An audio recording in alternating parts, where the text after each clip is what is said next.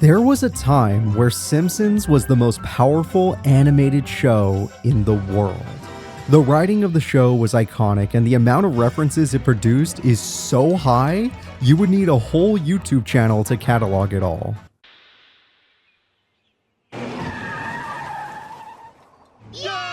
Newer viewers that weren't around during the heyday of The Simpsons may be surprised by its success, especially if their only frame of reference were the most recent 15 seasons. But Simpsons was around during a special time. A time where viewers like me didn't have smartphones with constant clips. Hell, we didn't even have cell phones in general. We didn't have streaming services where we could watch every episode of the show. I personally didn't even have cable. All I had was a TV and Channel 11. Growing up, my family didn't have much money. My dad worked insane hours trying to make money, and my mom, for a while, also worked to pay the rent.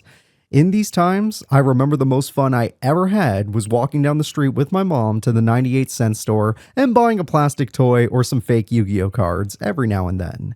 Most of my days were spent outside playing with my neighbors. But at night, usually around 7:30 or 8, my family would all get together and we would watch The Simpsons. The Simpsons was a part of our family, and from age 4 to 9, I never missed an episode. Obviously, being that young, a lot of the jokes flew right over my head, but the things that made my parents laugh and the things that made me and my sister laugh were very different. The show had something for everyone. In those transformative years, my relatives all came together and managed to get me a Game Boy Color, a PlayStation 1, and a PlayStation 2. And on that PlayStation 2, one of the first 10 games I got was Simpsons Hit and Run. It was amazing. My two favorite things were coming together: gaming and The Simpsons. Now, up to this point in my gaming journey, I didn't really own that many games. In fact, I own so few games, I can list them off right here. My first games were Tetris and Donkey Kong on Game Boy Color. Then I got Crash 2, Spyro Year of the Dragon, Digimon World, Yu-Gi-Oh! Forbidden Memories, and finally Jak and Daxter. These were the games I owned before 2003. Everything else I rented or played at a friend's house. Before we talk about Hit and Run, we need to acknowledge that there were other Simpsons games before this. You got the NES, Game Boy, and Super NES titles, which just go watch AVGN if you want to learn about those. You have The Simpsons Arcade, Simpsons Bowling, which I also own, Simpsons Wrestling, which I played at my cousin's for 20 minutes before we got bored. Then we got Simpsons Road Rage, which I used to play all the time at my friend's house. It's a fun little game where you drive around town as quickly as possible trying to taxi people to their locations. It's actually worth playing. There's also that game, which is often compared to Tony Hawk. But the only way I would compare it to Tony Hawk is if you were playing Tony Hawk with 8 broken fingers. Oi, oi, oi, lad, be careful now. Oh shit, it's the YouTube police. Be careful there, lad. YouTube may deem this as harmful content. Who knows, a child might imitate this. Oh my god, I am so sorry. I didn't think anything in this video could be deemed harmful or dangerous for people. Shut up, lad, and take this 15-minute exam on what is harmful or dangerous so you can appeal. Okay, I will. Here you go, officer. Here's my appeal. Appeal denied. What? It's been 2 seconds. Yes, and you have been denied, lad. Can you at least tell me what part of the video was deemed harmful or dangerous so I can remove it? You dumb twat. What do I look like, an actual person? You're going to have to figure that out for yourself. Just show me what triggered you and I'll take it out. Can do it, lad. But what I can do is stick around and tell you what I think is harmful or dangerous. You better be joking. Nah, lad. Finally, we get to the Simpsons Hit and Run release. Why did it leave a bigger impression than most of the other games before it? What really made this title so special? Simpsons Hit and Run was marketed as this driving, open-world experience, being able to race, destroy vehicles, escape from the police, and beat up random citizens. Do you know what other game had these qualities and had just shocked the world not 1 year before it? Grand Theft Auto 3 and Vice City. Being a kid in 2002 to 2003, you couldn't escape it. Everybody talked about how good Vice City was. This incredible open sandbox game where you got to do anything you wanted. That game sounded so unimaginably badass to every kid at the lunch table. Only problem was, the game was well known for being ultra-violent. So most parents didn't want to buy little Timmy the drug-dealing, gun-shooting, hooker-hooking, rated M Grand Theft Auto game. But you know what little Timmy could get? The rated T, family-approved, driving game. And you know what? We loved it. What, none of that triggered you? No, lad. Vice City be bussin'. Sure, it wasn't Grand Theft Auto, but it was colorful, had tons of cars, easy to grasp missions, and we got to play as our favorite characters.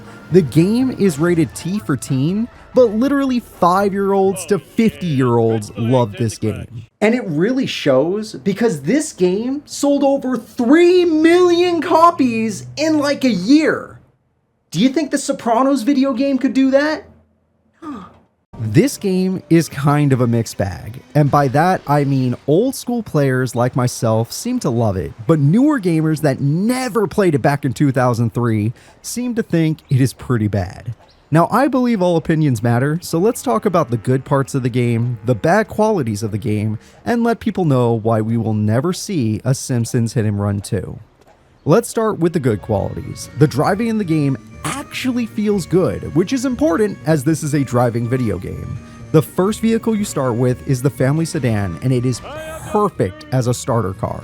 It's slow, easy to control, and just tough enough to not blow up on you for making rookie mistakes. As you drive around the map, you will learn to use a bunch of shortcuts and unlock tons of new vehicles that range from completely broken to completely broken. How am I supposed to rob a liquor store now? Oof, that was an expensive With a little mistake. practice on the e-brake, you find the game lets you make some awesome tight turns, and you can even whip your car around to recover from bad wrecks. It feels freaking incredible. Another good quality of the game is the characters. Every major and minor Simpson character is here, and each and every one of them has like 15 or more lines of dialogue. Some of which is custom made for the game and is actually pretty damn funny. Millhouse, still working for the man, I see. I've decided to buckle under and accept it. The money I earn goes towards my dad's child support payments. Oi, oi, oi, lad, be careful there. You know how many children work on YouTube to pay their parents' child support? Don't make fun of that. You also unlock tons of vehicles that come with their own driver. You still control the car, but the character that comes with you has their own custom dialogue for every situation. This can be pretty fun as some characters' dialogues overlap pretty well depending on who you're playing as. This game, you get to play as the entire Simpsons family, as well as the most popular character from my childhood, Apu. We've got to prevent the aliens from putting laser guns in the hands of cola-drunk townspeople. Why? That sounds hilarious. I'd watch that show. I tell you what, you're a bad little boy. Now this seems like a no-brainer. Of course you get to play as the whole family. Well, I've played more modern video games that don't even let you play as half the main cast. I'm looking at you, One Piece World Seeker. Stupidest thing in the world. You only get to play as Luffy for the whole game, and they added other characters as DLC. The fucking Wii game lets you play as all the main characters! This is from 2006, I think, maybe even earlier. And I can play as Navy Soldier A if I wanted to. Back to the game. Simpsons Hit and Run gets those collectathon juices flowing. Every map, they hide coins, camera wasp enemies, and cards for you to collect, letting you stretch your legs and do some basic platforming. They also added little gags from the show that give longtime fans a giggle here and there.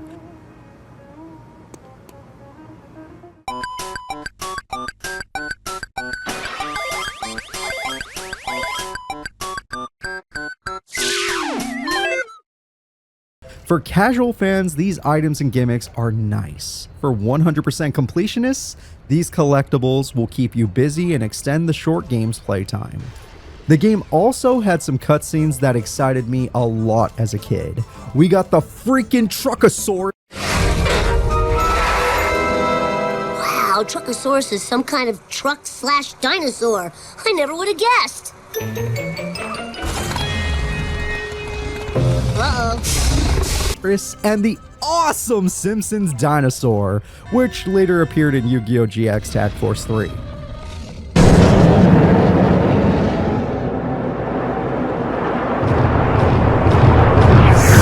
At the end of the day, though it's about the driving, there are so many vehicles in the game, to a point where your favorite car might be one of your favorite references to the show, or that just controls perfectly for you.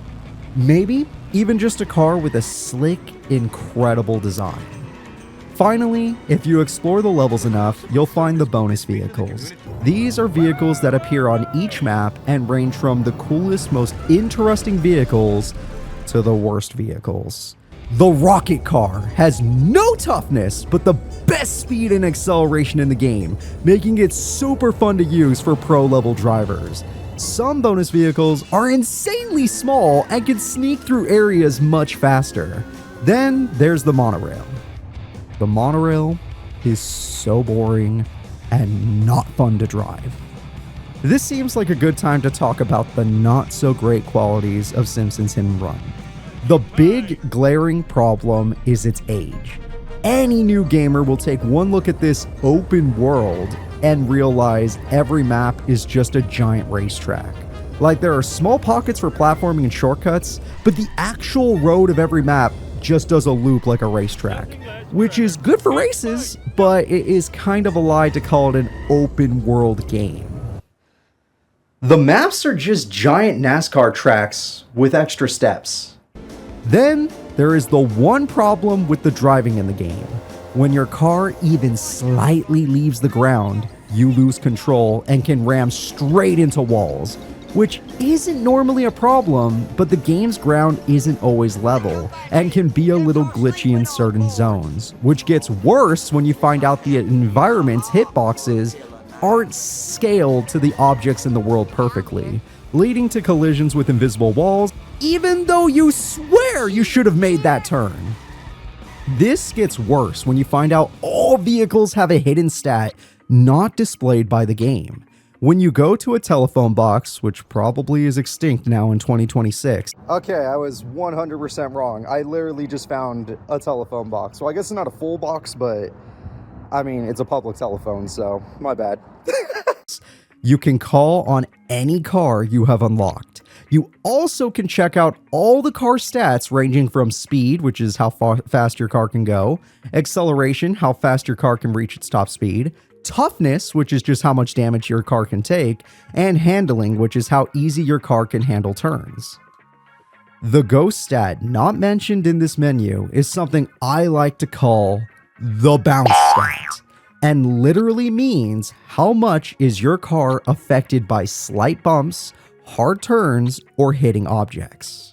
Most cars have no real bounce stat and don't affect you when you're driving, which is why a lot of people don't believe that there is a bounce stat. But let me tell you, it's real, and I'm going to show you which cars have it. In level 1, you have access to 6 vehicles and the secret vehicle. Luckily, the missions are all so easy that the bounce stat won't affect you much, but one of these vehicles does have a noticeable bounce stat. Cletus's pickup truck is affected by terrain and fast turns and has one of the lowest bounce stats in the game. It might mess you up sometimes, but it is such a slow car that you may have never noticed that it is bouncier than the others.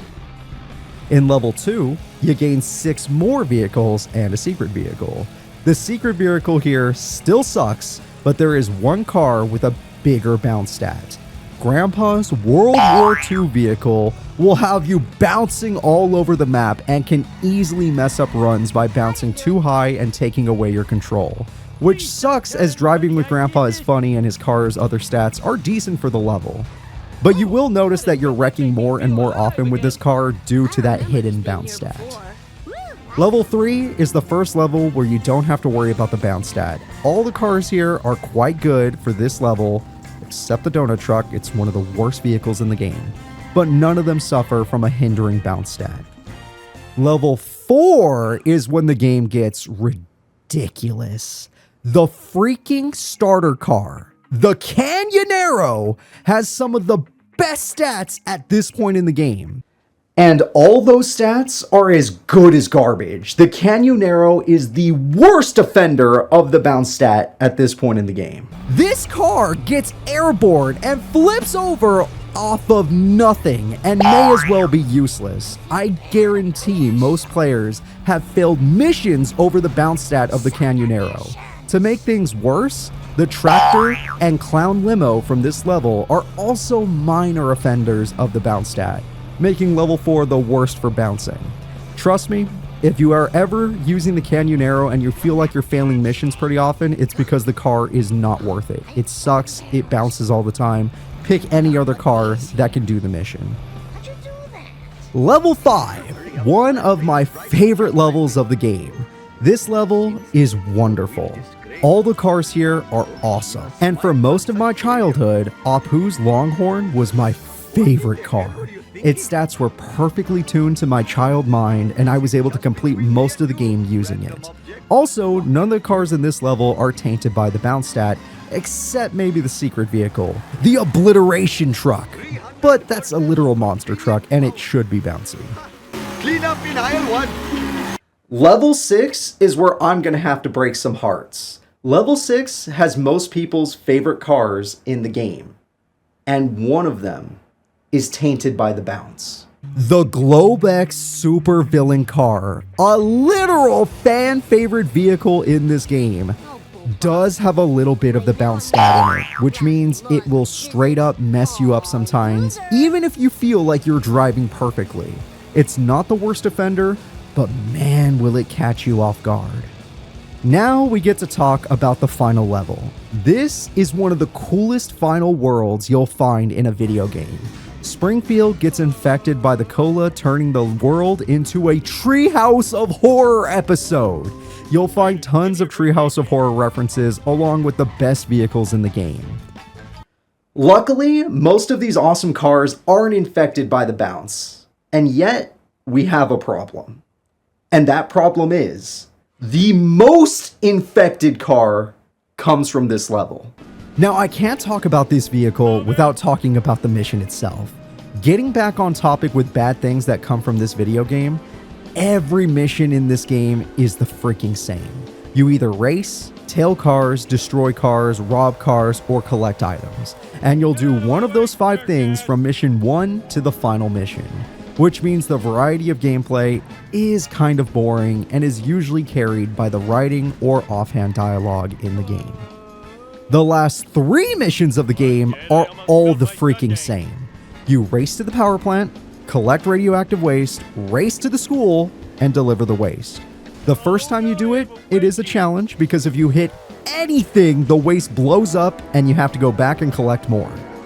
But then you do the mission again, except this time, the timer is a lot tighter, so you find yourself rushing, which makes you hit stuff more, which makes you go back and get more waste, which makes you go crazy.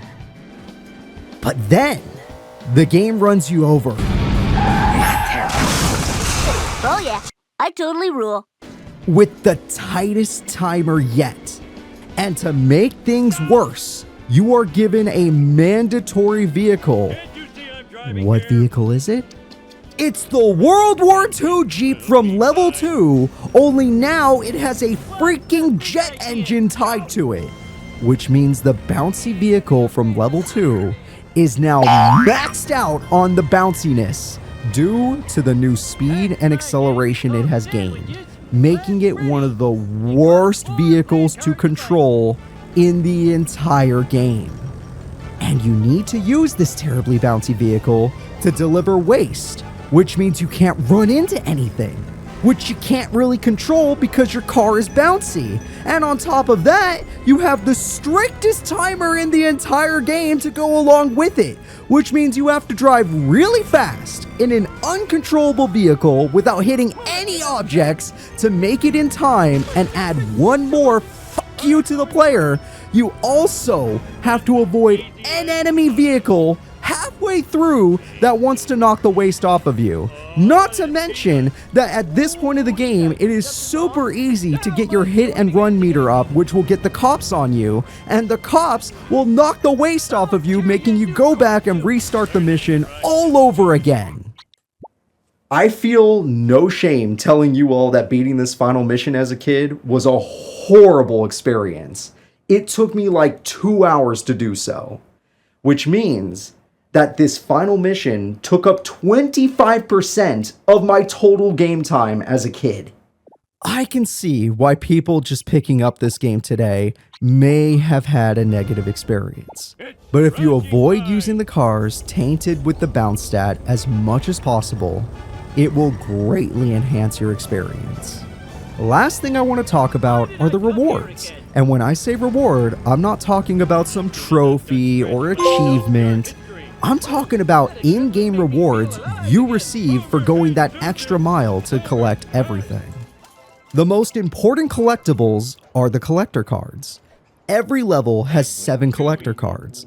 If you get all 7 in a level, you unlock a bonus track for the multiplayer mode. Oh yeah, Simpsons Hit and Run has a 4-player multiplayer racing mode. Now before you get excited, the 4-player mode is not the normal game. It is a bonus mode that resembles old racing games like Micro Machines or more recent games like Kirby Air Riders top-down mode.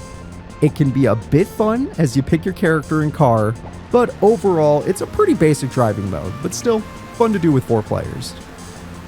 If you unlock all the cards, you will receive a special reward that has been hinted around the world. If you go back to level 3 and enter Comic Book Guy's shop, he'll trade you a movie ticket to see a special Itchy and Scratchy cartoon made specifically for this game. It's a fun little reward, and I always loved watching it as a kid because this is one of the few games I was willing to 100% as a kid. The ultimate reward is much harder to unlock. First, you have to 100% the game, which means you need to buy every character outfit, buy every car, destroy every wasp, witness all the gags, and collect every collector card. But that's not enough. After you get your 100% save file, you then need to enter in a cheat code in the pause menu. If that wasn't enough, you then need to go to a phone booth and click F2 if you're playing on PC, or whatever button you're using to see your reward. Every vehicle, including secret vehicles, are now usable on any level through the phone booths. That is your reward for 100% save file completion. It's time we wrap things up. Earlier in my video, I told you all that we're not going to receive a sequel for Simpsons Hit and Run. There are many reasons why I believe this, so let me explain. The most obvious reason is The Simpsons doesn't have the same impact on the everyday guy like it used to. Aside from watching the clips, most people aren't watching full new episodes of The Simpsons. Everyone has streaming now, or maybe even cable. It wasn't like back then, where many families didn't have cable and just watched whatever was on at the time. The second major reason is passion. Big companies are usually out to make the fastest product, putting in the least effort to receive the biggest payouts. Redacted. We here at Coop Views love EA and all major companies that sell fake currency to children. We especially love any slot machine tactics used to get kids to use their parents' credit cards on top quality items such as skins and chroma skins that give your character a shade of blue for $2.99. Support major business today. The passion just isn't there anymore.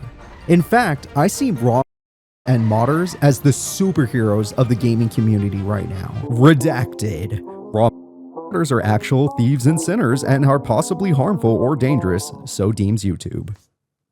To prove my point, pretty much all the footage I have shown you today doesn't even come from my PS2 copy of Simpsons Hit and Run. Donut Team, a modding community, completely remade Simpsons Hit and Run from the ground up to give us this amazing remastered looking game. If you want to play it for yourself,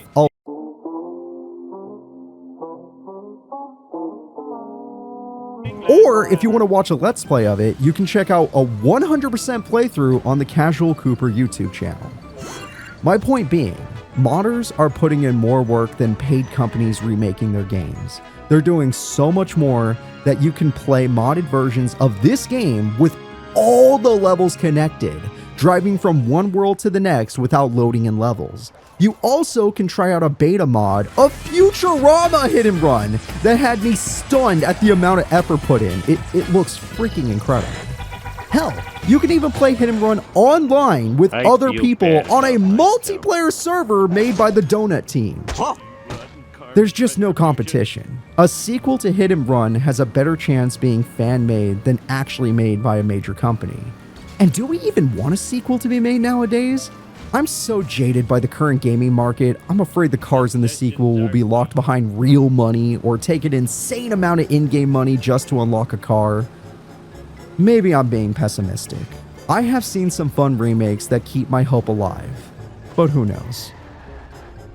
When all is said and done, Simpsons Hit and Run is a charming game. It has fun racing, old school platforming, tons of references for fans of the old show, and it just has heart.